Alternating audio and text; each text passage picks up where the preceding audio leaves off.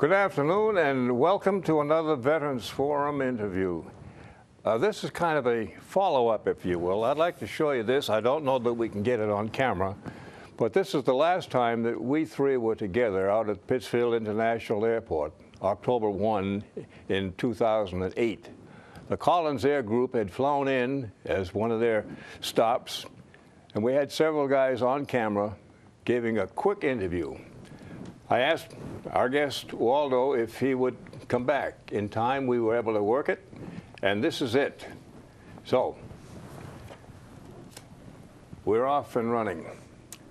Today is, they say, another great day as far as we're concerned, because another one of the guys who did their thing way back when is here, and he will share some of his memories and some of his thoughts with you so that we can fill in more of the puzzle of what went on 50, 60 years ago and how life has changed for us as we come by.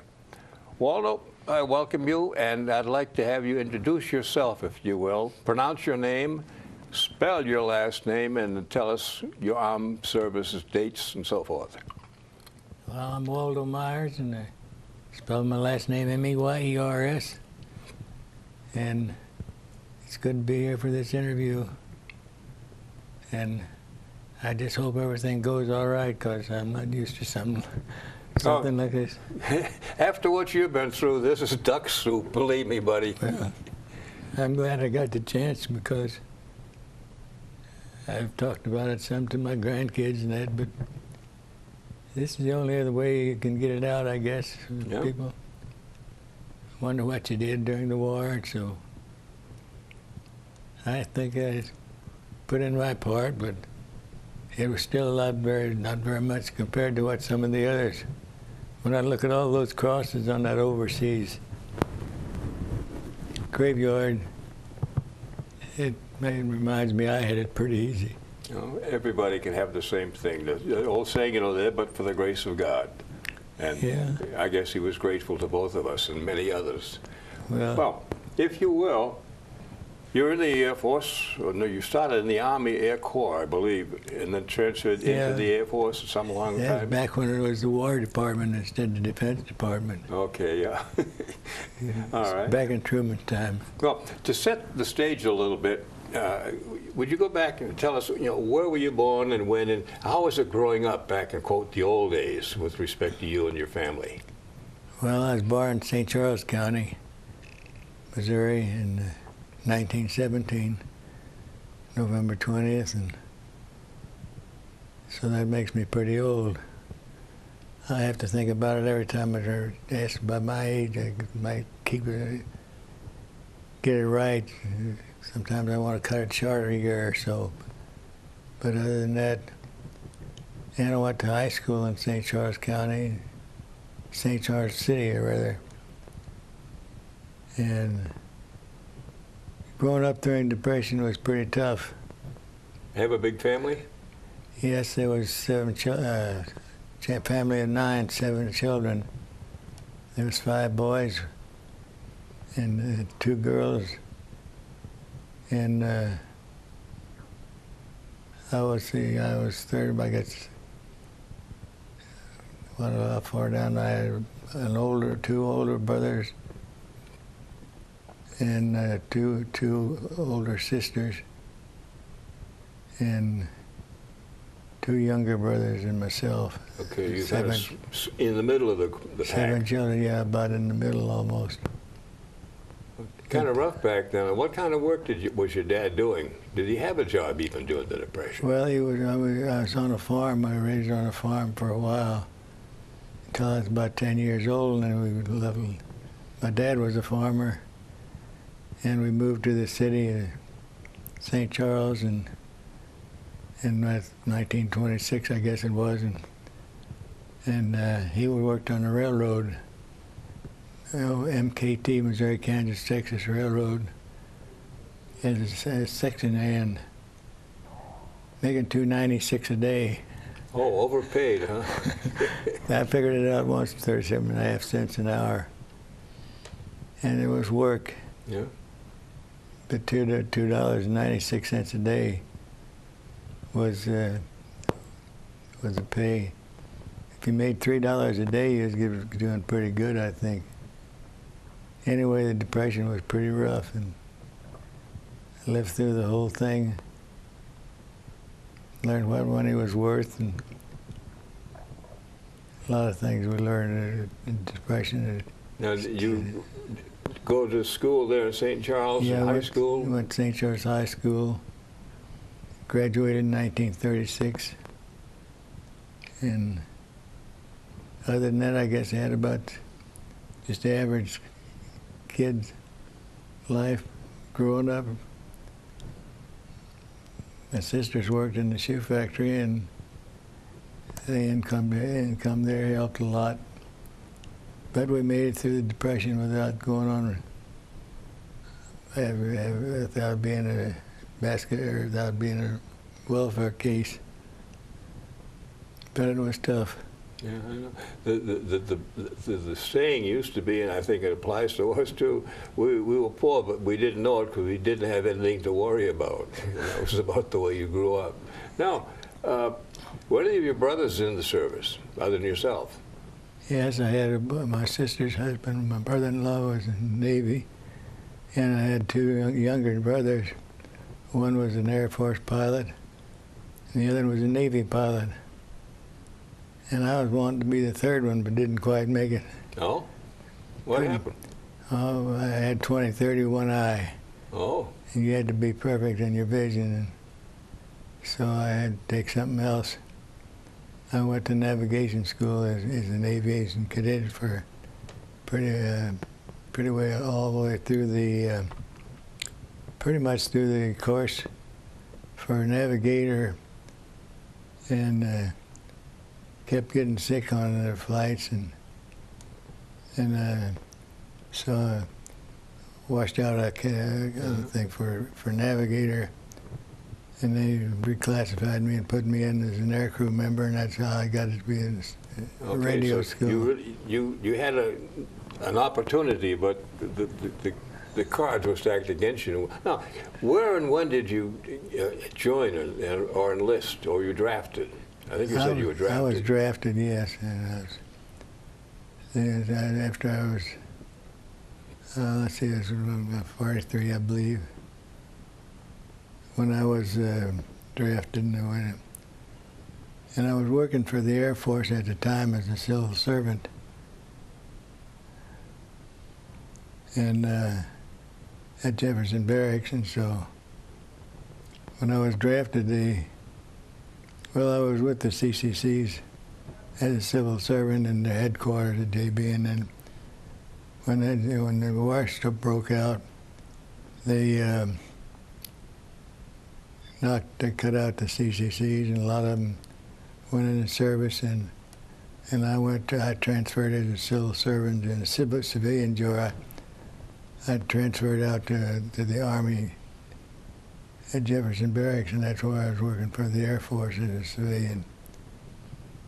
And if you worked for the government already, I was being deferred for a while, and after they revised the deferment plan, instead of deferring us any longer, they just drafted us, and I went right back on the payroll as a civil service employee at JB, and that's where I got familiar with the cadet board was in the building where I worked at, and so I got to know them, and so I worked to transfer from permanent party JB to the enlisted status, and worked in the personnel there, handling servicemen as a clerk typist until I got called into the cadet thing. Excuse me, go ahead. Well, it's kind of hard to remember all the detail right in order, but that's how I got into the service. I was drafted and was a member of the permanent party there in JB, working in the personnel thing, and then had my interview with the cadet board at JB while I was working as a civilian. Well, when you went in the service, from what we talked about before, you had kind of a pass in your back pocket that when you get through, you had a job to come home to after it was all over. Yeah, well, that's why after I was transferred up to the Air Force as a civilian employee, they didn't defer me anymore. They just said we revised a deferment plan, and they'll give you a letter that once you go draft you and once you get out your basic service there, you'd be joined be put it back on a job you had as a civilian. Yep. And that's why I was permanent party. I could have probably stayed there for a long time, but I wanted to get into cadets, so while I was working with the cadet board and keeping in contact with them, well, that's when I got shipped off to first place for the cadets was to Santa Ana, California. Was sent out there, and that's where I flunked the eye test.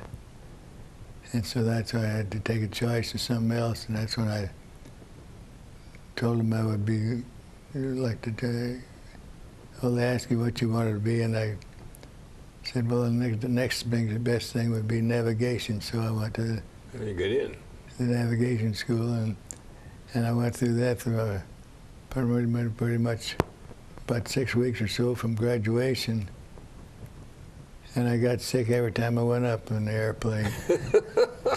And so they come down on one of the missions, and as a cadet, I come down and got sick and heaved up all my stuff and all my lunch and everything on the tarmac, and said, well, you be back in 30 minutes. We're going up on a compass swing mission.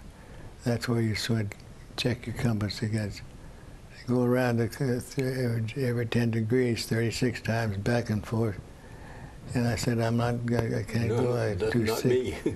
And so I was sent to the flight surgeons, and that's where I told them they wanted me to wash back a class, but I wouldn't do it. I didn't want to be a part of the navigation, part of 10 minutes lives hanging on the navigator and get lost because I'm airsick, so I wouldn't want to wash back, so they reclassified me and sent me to radio school, and that's what started. So you became ultimately a high-altitude radio man then, huh? Yeah, but good.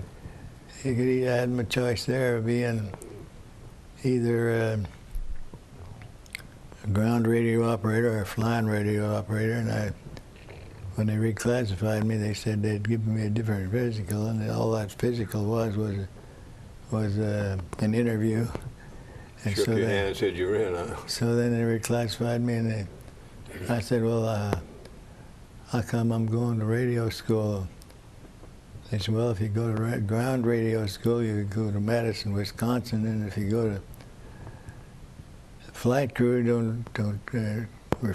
don't refuse to fly. While you're beyond flying status, you'd go to Scott Field because that's where they trained the flying. So they said, well, I lived in St. Louis, so I went to this Scott Field instead of Madison, Wisconsin, in order to be close to home. And my wife and I rented an apartment in Belleville, and I went through radio school there, and they said you'd probably get used to flying again. Once you got in radio school, you got flying classrooms, and maybe you'll be in bigger planes and you won't get airsick anymore.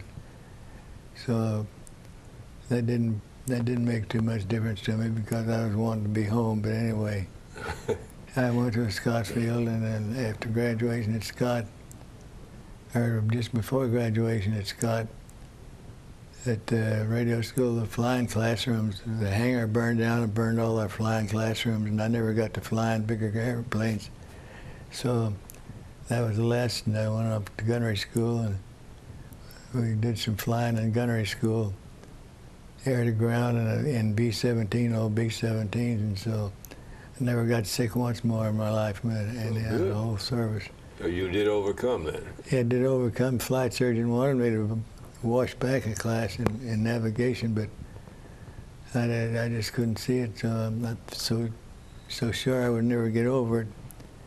But I did anyhow, so anyway, that's how I got back in flying status as an enlisted crew member, and so. Good. And you said earlier that your wife was with you. Now, you were married before you went in the service? Is that right?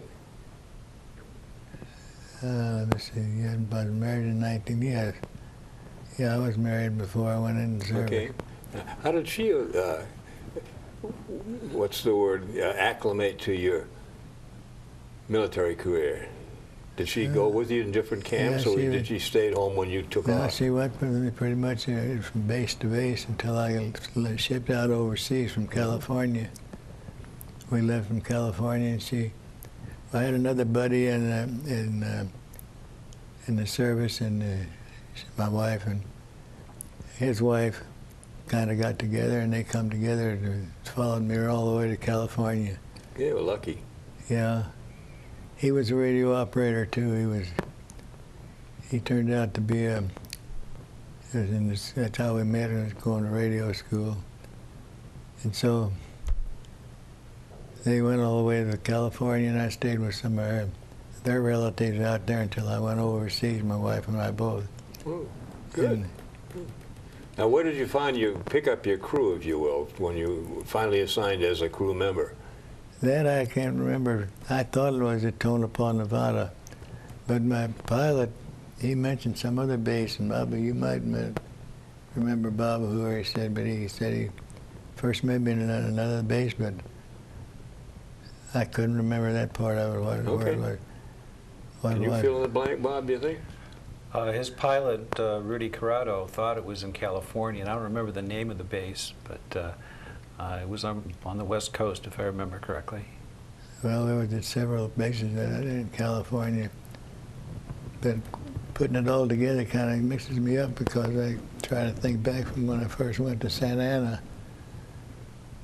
I went out there, and that's where I think where I flunked the eye test out there, and was sent there from. I spent some time at Ellington Field for a while, but I don't remember in what sequence that was. Mm-hmm. It's kind of hazy to me now, but we went to Ellington Field, and that was supposed to be pre-flight for pilot training, and I guess it was there that I was reclassified and sent to navigation school at San Marcos, Texas, and was there until I washed out of that, and then that's when I went back into the service as an enlisted man, and out of the cadet program, and got into, after reclassified, was sent to radio school, and then after radio school, we went to gunnery school in Yuma, Arizona, and after gunnery school, that's when I thought I went to Tonopah, and that's where I thought our crew was put in. That's where we were assigned. Finally got together. Yeah, but when I met Rudy, I can't remember the base there. I lost track of things. All my 201 file is at home in St. Louis, and I'd probably have to look at my orders to find out what in the order of things, bases that I went to. But I do remember going to Tonopah. Our crew trained there, and we were assigned an airplane and everything. We did our training there, what they call transitional training. So, where did you, when you left the States for overseas, where did you head to? Hawaii, Guam? Well, we were in Fairfield Susan Air Base in California, and we left Fairfield Susan with our new plane and headed for California, or Hawaii. We flew to Hawaii, was our first stop. We were heading overseas. we didn't know where we were going until we got out. They told us we couldn't open our orders until we was late for half an hour out over the ocean. So nobody could find you. So we opened it up and saw it heading for Nadzab, New Guinea. And we wondered where Nadzab was. We didn't know any more about anything. Couldn't even spell it, let alone find it, huh? Now, you have a rather interesting thing when you said you became a member of the 380th group with respect to who was your real command. Remember that? Being under the auspices of the Australians? Oh, I didn't remember. I didn't remember that was it. The 380th was under some sort of arrangement down in Australia. I can't think of the name.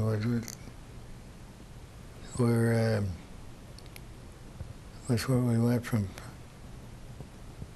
Nadzab, New Guinea. We went to Nadzab, New Guinea to begin with, and flew a couple missions there, and then went to Australia, Darwin. Let me try something here. We went to Darwin, Australia, and that's where there was at Fenton Field was where there was some sort of arrangement of two different air forces.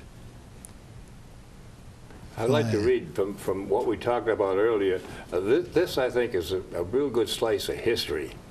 I was a member of the 5th Air Force 380th Bomb Group 528 Squadron, Herman Corrado's crew. We were stationed in the southwestern Pacific. And here's the clapper. Fearing imminent invasion by the Japanese after Pearl Harbor, the Australian Prime Minister, John Curtin, appealed directly to President Roosevelt for military aid. As a result, the 380th Bomb Group, organized in November of '42 under the 5th Air Force of the U.S. Army Air Corps, was formed and placed under the command of the Royal Australian Air Force. It was the only U.S. Air Force commanded by a foreign government. So there was some pretty good ties way back then, right? Yeah, that came out of that book. And that was kind of news to me to find out that much of the history of the... Oh, yeah. It all adds up. Yeah. Because Okay. I remember being at Darwin. Food was so bad. I shouldn't say that, I guess. But I couldn't stomach the food from moving down there. And I was in the hospital at Darwin when we moved to the Philippines. And I was afraid I was going to get left there. And I was in the hospital trying to get straightened out, get to eat something. Couldn't keep anything on my stomach. When the pilot come down one day and said we were shipping out the next day, and it said, sorry, we're going to lose you. And I said, you're not going to lose me. Because I said, you'll be back here at 4 o'clock and I'm going with you. And I did. So I checked myself out of the hospital and went to the Philippines with him, and that's how I got to go. Okay. Went to Mindoro.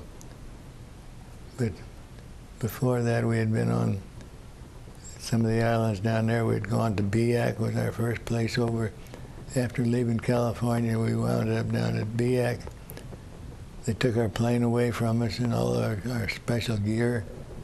We had our parachutes all fitted personally and names stenciled on them, and they took it, MPs made it get off the plane. We never saw it again until we got to New Guinea, and we were assigned different planes, but they were evidently short of equipment there, so that's what happened in Biak. And from Biak we went to, Biak was on our way over there. We went to Nadzab, and Nadzab was where we flew our first few missions. And then from Nadzab,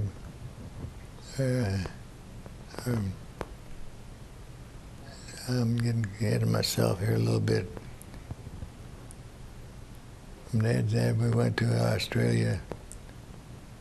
And from Australia to the Philippines, and then from Philippines was on Mindoro Island, and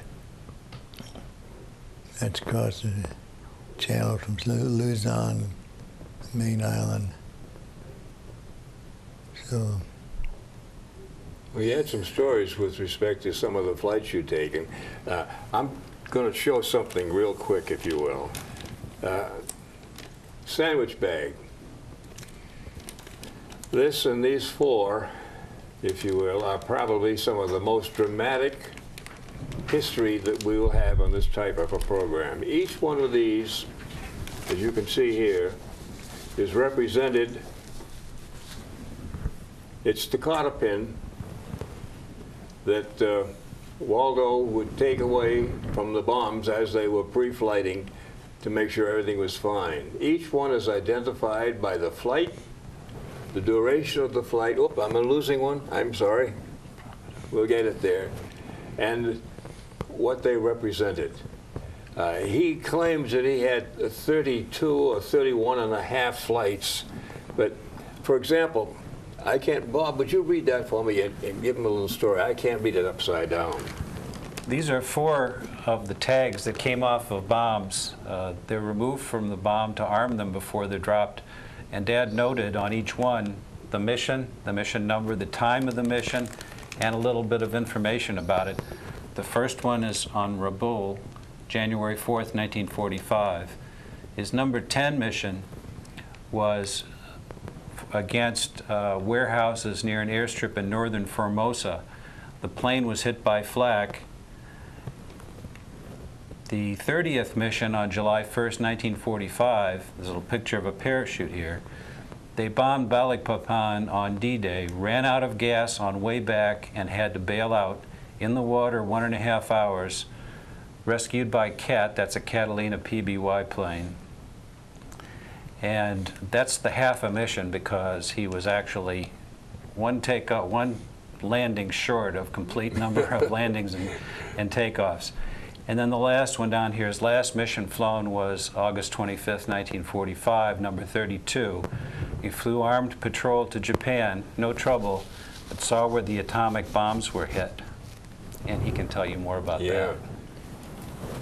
Now, we've gone very quickly around the Pacific, and you've seen a lot of history of that. But would you tell us, as you did at the airport, what your reaction was on that last mission when you had the flyover over Nagasaki after the bomb was dropped? Pretty well scared me because we'd been drunk about blockbusters on our missions on Formosa. Blew up a whole block. But to see where one bomb flew over and dropped it and wiped out a whole city, I just wondered what we'd come across, what sort of beast we'd developed. And it really scared me. And that's when I learned what the atom bomb did. And then to see the 2 cities and what all the people that were killed in that thing, it just brought the war home to me because I didn't realize you had anything that strong. And it taught me the first time what war was all about, I guess. But I was sure, wondered what it was going to be like in the future, killing that many people at one time with one bomb. But I was glad we had it. Yeah. As bad as it was, it did the job it was supposed to do. It stopped the war. It sure did, because we were getting ready for a 1,000-plate rain on Okinawa is what we were getting ready for. And this put the end to it, and we were all so happy about that we couldn't figure out what would happen to us if we got into a 1,000-plate rain over Tokyo, because we just figured that might be the last of a lot of us. Yeah, the Armageddon. So. Now, I'm going to go back a little bit because I've got a couple of more of your photographs here. Maybe we can, I guess, no. Okay, well, Norm will be coming out. Maybe he can run the camera. We have a fixed camera right now because some of the crew didn't show up. But if you can or will, Norm, there's Waldo way back when. And I understand that there was a difference. When I first interviewed him, it was an Army Air Corps cadet versus the Air Force. There's a difference in the uniform. Bob, can you tell me that one again, please? Sure. This uniform here is an actual Army Air Corps uniform. It's distinguished by a different medallion on the hat and leather belt. The uniform that he was in earlier, when he was an aviation cadet, doesn't have a belt and has a different insignia. So there were differences in the uniforms. But he looked pretty sharp way back then, huh? Yeah. Yeah. Now, talking about looking sharp, there's Waldo and his bride of many, many years. Again, these are small little Kodaks, but they are so important to each and every guy who had this kind of good luck. All right? They had a good family, too. We'll talk about that in a few minutes. Now, they say war is hell. It may be. But then, can you possibly get this? I will let you zoom in first, and then we'll talk about it. This is old Swivel Hips Myers in a hula skirt made out of parachute cord and a couple of coconuts where coconuts usually don't grow. I understand that he got quite a few dates with some of the guys in the other crews. But again, there's something happy about that. Now, and this is the last one. Just a while back in February, Waldo and Rudy Corrado, his pilot, got together after some 60 years. They had a good time, and I know that the memories, and every one of you guys and gals out there who's had the same kind of luck to meet some of the old fellas, this makes it all worthwhile. You can't see it, but on his jacket, he has a little pin, a caterpillar. He earned that, if you will, on their last flight where he had to bail out. I'll let him tell you some of the activity that happened. Remember when you did bail out? What were your thoughts? How did you feel when you looked down and saw all that water? Well, I thought this was in everything. And I was the last one to go out, last, but except for the pilot, because the trap door to the lower deck on the front of the bomber lifted up and out of the floor, and it came up against the side of my position as a radio operator. And so I had to say we had 12 men crewed that day, and they were all ganged up there ready to getting ready to go, and I was working at the radio desk and had my parachute, we had chest packs, and I had the chest pack was a parachute. It was about twice the size of a big loaf of bread, and it had to fit on your thing, and I couldn't fit it on as I was working on the radio table, there was a drop leak thing there. So we were standing there waiting to go out, and I was sitting in there working at the radio, and one of the other navigators, we had an extra navigator on board that day, and one of them said, "Get your chute on." And I hadn't even thought about it yet. No. It's sitting up on You top. didn't want to go, huh? Well, it wasn't any place to put your chest pack. You had to clamp it on just before you went out, and so it was sitting up on the receiver set. I was working the key, talking to the base about our emergency situation. So one of the extra navigator said, "Get your chute on." Until that time, I hadn't even thought of it. And it worries me today till I think a cold chill goes down my back if I'd have bailed out without my chute on. Been a long haul, huh? Yeah, it would have been sad, and I wouldn't have been here talking about it today, that's for sure. But when you hit the water, then what happened? To add to your joy. Well, those sheets we had were sheets we had with a chest pack that they slip on, and you wore your harness and your Mae West and all that stuff over it, and your ammunition belt and everything else that you had on. And So when you jumped out, you had to, before you did jumped out, you had to put that thing on. But before that, I had just moved or went up to the front end of the bomber to talk to the bombardier a little bit. And when I was coming back through that crawl space under the deck there, you had to pass by the two wing tanks holding gasoline, come together in the far under the flight deck, and they had side gauges on them like you have on some of these coffee ovens, or you can actually see the level of the stuff in the tank. And I went up there and I was coming back there and coming back from that, and I passed those side gauges and I didn't see any gas in them. And I thought, I had done that a lot of times. Along with a flight engineer, I'd check stuff like that. Anyway, come back by there and check those gas gauges, and one from one of the wing tanks and right and left. Nothing come up in that tube at all like it was supposed to. No coffee. And I told the crew chief real quick about that. That kind of worried me. How come we didn't have any gas? And so he told the pilot, and that's when we first got the first warning we were getting low on gas. And so they started tried to transfer gas and couldn't transfer it, and so there wasn't anything to transfer hardly. I guess the tanks were so low. And that gave us a little extra time on getting ready to bail out, but I guess if it hadn't been for that, we'd had a little less time to bail out.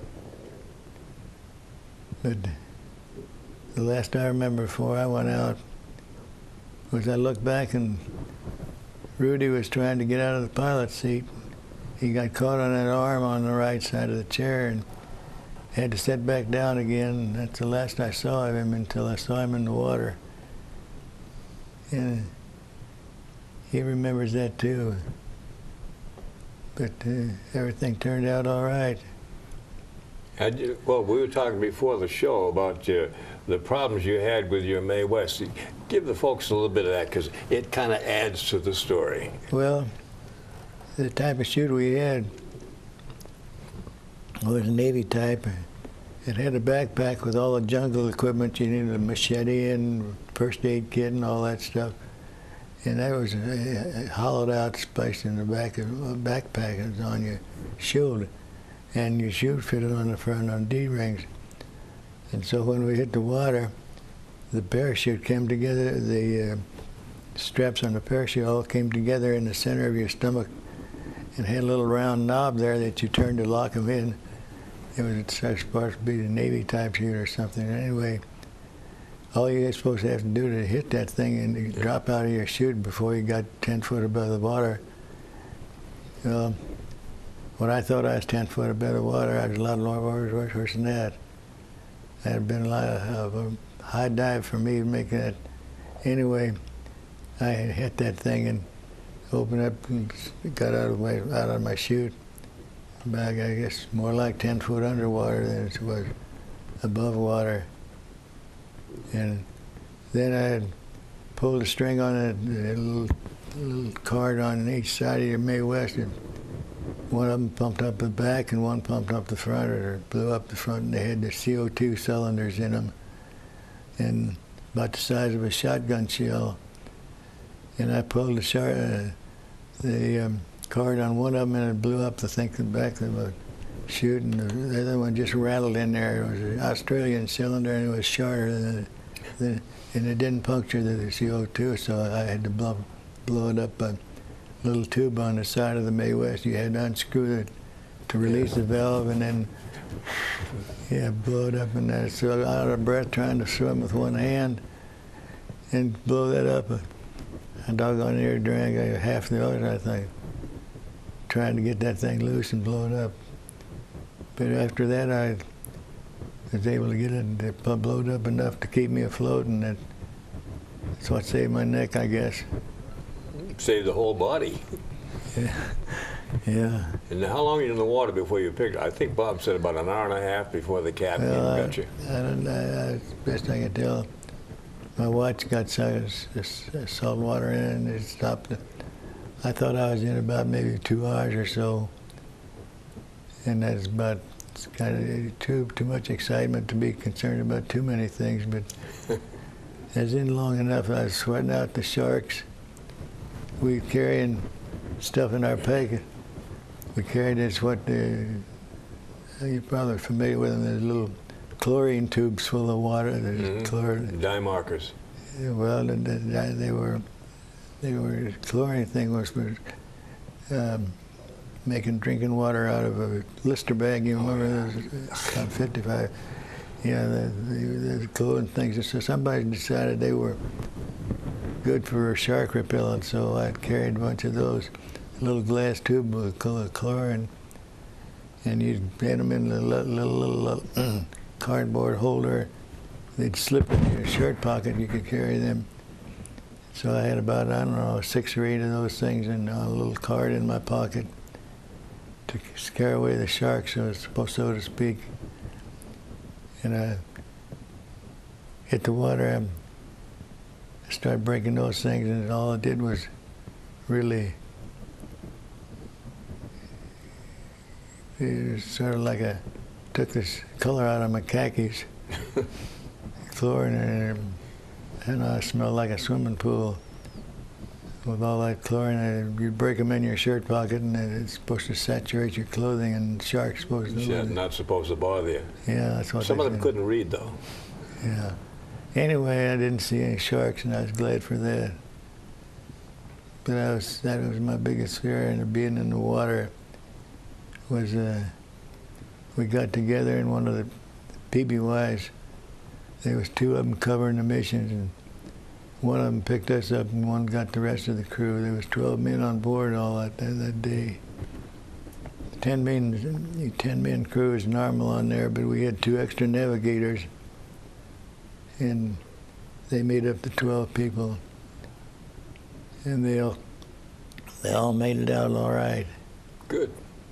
Nobody was wounded? That's the best part about it. No, the bombardier, he couldn't swim. We was figured we might have lost him. And he's the one that about a week or so later flew with the squadron commander on a pickup mission, a pickup crew they had, and he's the only one of our crew that didn't make it back. He went down with the commander, and the squadron commander died in that crash also along with them. Some of the crews got picked up by a submarine that hung out in the bay alongside Formosa there. And the idea was if we got shot down or hit over Formosa, you'd try to make it to the bay, coastline to where it's at. Pick you up, yeah. Back, the submarine would pick you up. And it was a makeup crew, so none of them knew each other very well. So there was very little information we got back from those that picked up a submarine. Was all the information they had. And they said they remember seeing somebody going out with his chute all wet, and they figured that might have been the bombardier because he was up in the nose. So. But there's very little information we got back from that whole thing.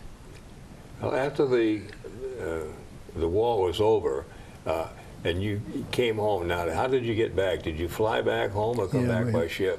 We flew back. I never got on a ship in my life. Never Didn't like the water? No. How was your reception when you got home?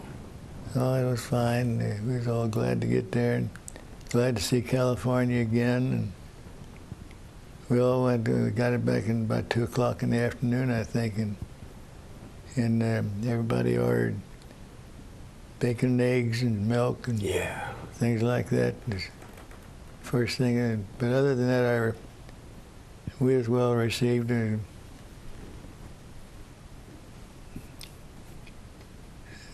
guess they figured the best thing would help us welcome us back home was with a good meal, even though it was in the afternoon. Yeah.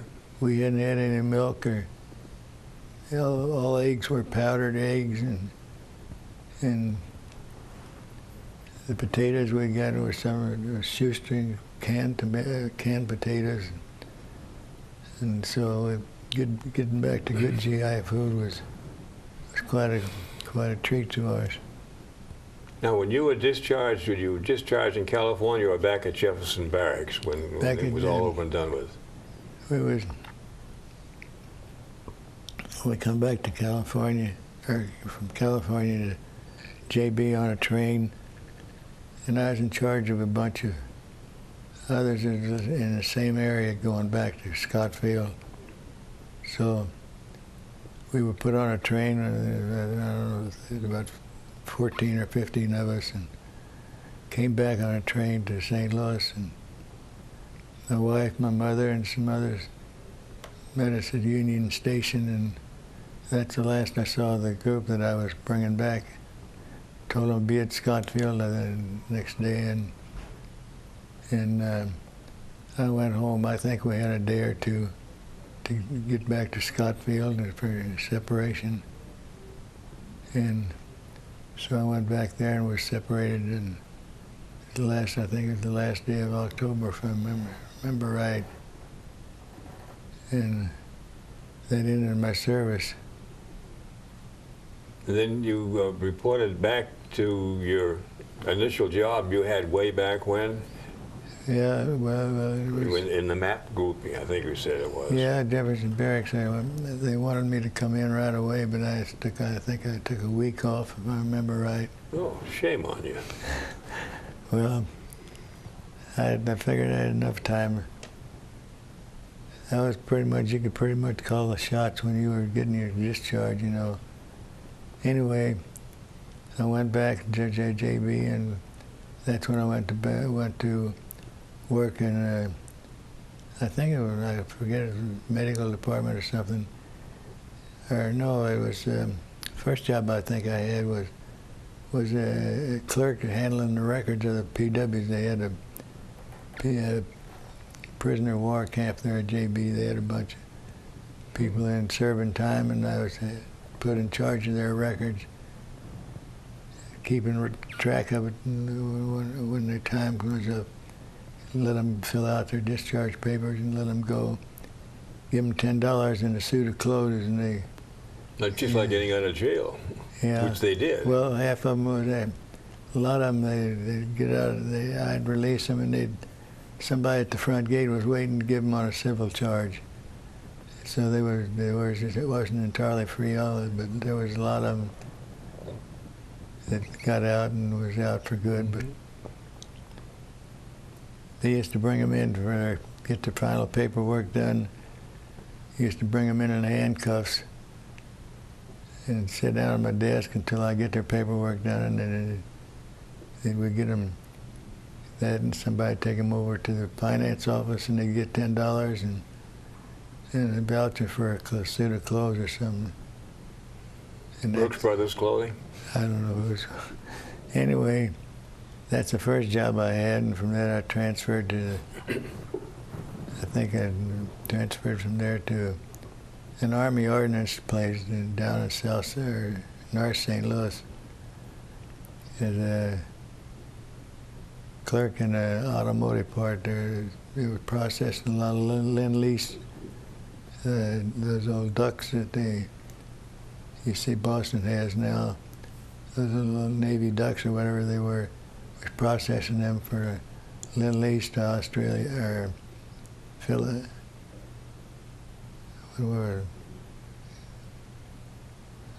anyway, the Marshall Plan. Over in Europe? Yeah, The recons, yeah. Yeah, we processed those things. We're shipping a bunch of them over there on Lend-Lease under the Marshall Plan, and from that they're transferred up to the MAP plan in St. Louis, their civil service job. When it closed up, I was transferred to civil service job and as procurement officer at the chart plant, and it's an Air Force chart plant in St. Louis, and that's where I worked for the next 36 years or 35 years, something like that. Anyway, I went up for an interview, and they said they was going to move to Washington for their headquarters in 30 days, and so I told them I didn't want the job and that, but they was trying to get a vacancy filled, and it was hard up to get somebody in there, so I decided to stay, and I stayed there for some 30 years. When did you retire? I retired actually in December 31st, 1976, and they didn't have my replacement yet, so they asked me to stay on, so I went back to work for the Defense Mapping Agency then. By that time, I went back there until I think it was May of '77, and worked there until I was discharged. So that's where I worked for after I got out of the service. Now you had if I remember right, you had some kind of a deal working up in the Ozarks, and you ultimately ended up there living. Is that correct? Yeah, my brother owned sort of a resort up there. Look at the Ozarks, and he'd bought some land, and so I was wanting to get something to do when I retired and some place to go. So we had gone up there quite a bit times on our vacation to another place on Lake of the Ozarks involved with a church. So I got acquainted with the thing up there, and so my brother had this land that he had owned some 45 acres or so around one of the coves in the Lake of the Ozarks. And so I was wanting to get up there and get some things done. So I bought a lot from him up there. And then after I retired, before I retired, I'd be going up on weekends and clearing off the lot and do some things. And then later on, I ordered one of these pre-cut, I call them, homes from Boise Cascade, and then started clearing off the lot and putting up the house. So they come in, they set up the house, you get the foundation ready and put up the house, and they send out the 2 big 18-wheeler truckloads of stuff. And once I had the foundation done, they put up the walls in the house and had the floor up and all that inside of 3 hours. And I finished all the rest of the house. I did the inside work of it, all the wall board, plumbing, electrical. Oh, the whole geschmear. Yeah, and then I worked on that for 20 years. Yeah. Now, you've got a unique situation here with Bob here. You have 2 homes, really. One back there and one here. Did you transfer back and forth? When the snow starts to fall, you go one place, and when the rain, you go the other? Well, it's primarily because I don't have any other way. It's either that or go to a rest home, and none of the family wanted me to do that, so I started staying with Bob and spending a little time up here, and then would go back. He can tell you better than I can when I first started that, but I didn't have anybody to take care of me at home back there. I couldn't live by myself. I tried it for a while. No good. Well, my wife died. The reason I had to do that is my wife passed away on September the 29th in 2004, and so I didn't have any place to stay. I couldn't take care of myself, so I started staying with Bob. And it's been a blessing ever since. Well, welcome here. And the man says, we thank you for what you did and what you've gone through. We'll make this thing a happy time. Well, I okay? still consider I'm lucky. The fact that I made it through all right. When I see some of these other war stories and what they went through, Okay. We'll go into that some other time. I can't. I got a signal right here, right now, that it's getting close to the time when we have to cut the mics. So again, we thank you, and glad that you're here. Well, And you're in good company. I know that. Okay? It couldn't be any better. Amen. Well, thank you, folks. This has been another good program. Again, memories, good and bad, but it's all part of what we're trying to do.